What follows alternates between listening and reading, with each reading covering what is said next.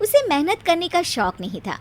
एक शौक था, वो भी घटिया शायरी करने का। उसकी हर बात शायराना ही होती थी। जैसे कि एक दिन, दूर से देखा तो चांद पे दाग था, दूर से देखा तो चांद पे दाग था, पास से देखा साबुन का छाग था। ठोको ताली। अरे ऐसी शायरी करोगे तो ताली तो पता नहीं, कोई तुमको ही ठोक देगा।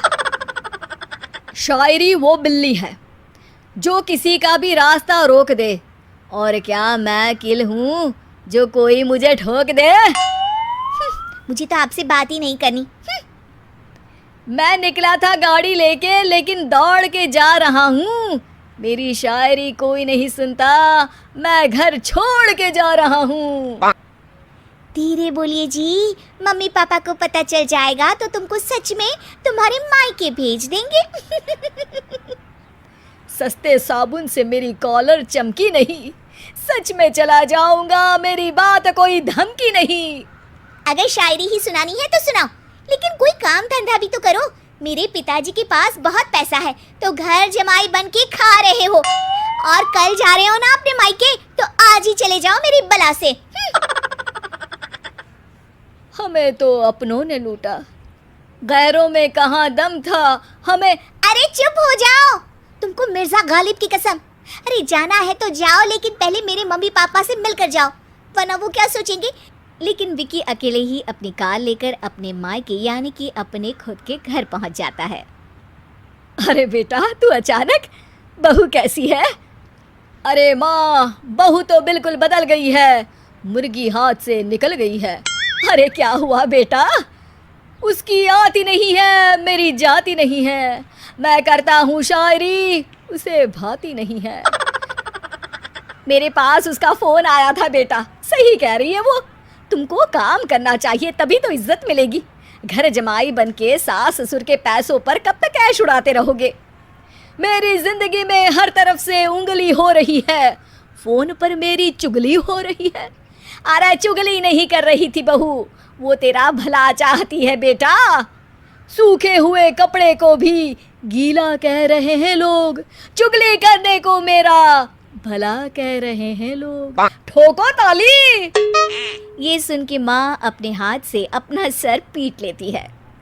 अरे माँ, ताली की जगह माथा क्यों ठोक रही हो? बेटा तू ना आराम कर, तेरे पिताजी भी आने वाले हैं, खाना लगा देती हूँ। विकी अपने घर भी दिन भर टीवी देखता है, तरह तरह का खाना खाता है, दोपहर तक सोता है, चाय पीता है, वीडियो गेम खेलता है, बस काम करने नहीं जाता। घर में नौकर चाकर है तो बिस्तर से हिलने तक की ज़रूरत नहीं पड़ती। कई बार तो विकी अपने नौकरों को बिठाकर शायरी सुनाता रहता। कब जाओगे बेटा? अरे कैसी बात कर रहे हैं डैडी, क्या आप मेरे फादर नहीं? आप मुझे भगाना चाहते हैं क्या? ये मेरा घर नहीं। अरे नहीं बेटा, तुम्हारा ही घर है, हम तो चाहते थे कि तुम यहीं रहो और मेरा काम आगे बढ़ाओ, लेकिन तुम ही चले गए घर जमाई बनने। अरे मेहनत तो गधे भी करते हैं, मैं अच्छी किस्मत लेके पैदा हुआ हूँ, मैं घर जमाई हूँ, ससुराल का फूल गेंदा हुआ हूँ। ठोको ताली। पिताजी और माँ सच में ताली बजा देते हैं। ऐसा पहली बार होता है जब विकी की शायरी पर किसी ने ताली बजाई हो।